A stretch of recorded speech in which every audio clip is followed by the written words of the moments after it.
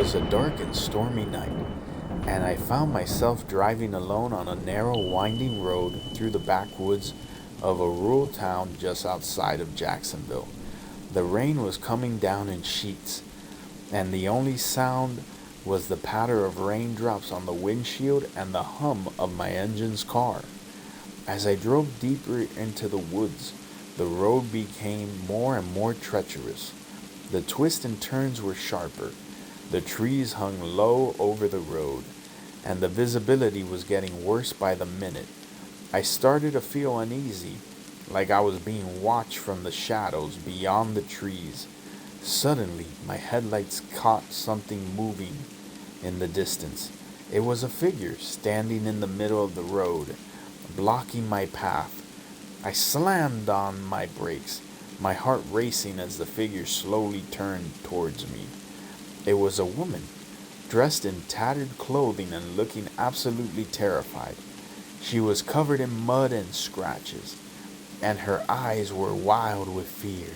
She stumbled towards my car, pounding on the hood with her fists and screaming for help. I didn't know what to do. My first instinct was to help her, but something about her seemed off. I hesitated, trying to assess the situation.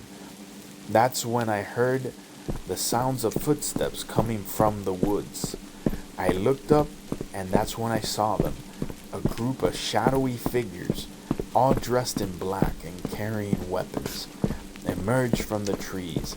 They were headed straight for my car. I slammed my foot on the gas and peeled out, barely missing the woman as she stumbled out of the way.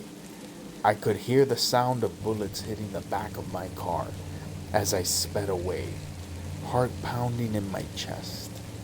I never found out what happened to that woman or who those figures were, but I know one thing for sure. I'll never forget that night, and driving alone in the backwoods of Florida, I'll never go again.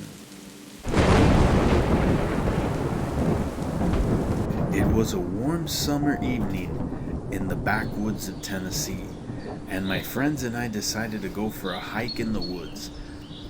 We're all avid hikers, and we loved exploring the wilderness in our area. As we made our way deeper into the woods, the sun began to set, and the light started to fade.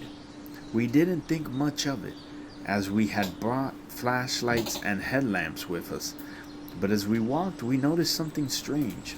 The trees got thicker, and the underbrush was becoming impenetrable.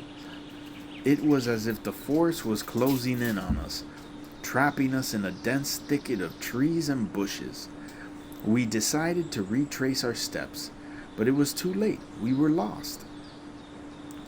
As we stumbled through the woods, we started to hear strange noises all around us.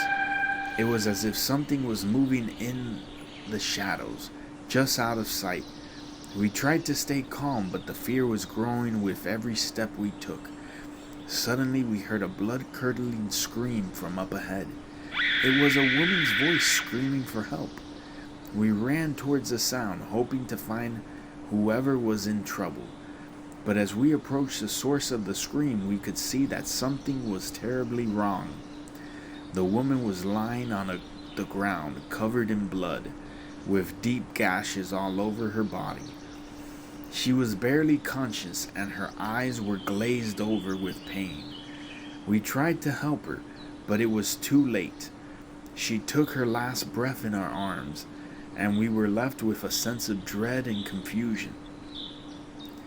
We didn't know what had happened, or who or what had attacked her.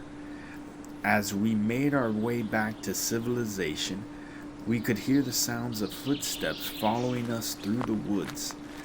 It was as if something was stalking us, waiting for the right moment to strike. We finally made it out of the woods, shaken and terrified. We reported what had happened to the authorities, but no one ever found out what really happened in those backwoods in Tennessee. To this day, we still don't know who or what attacked that woman, or if it's still out there, waiting to strike again.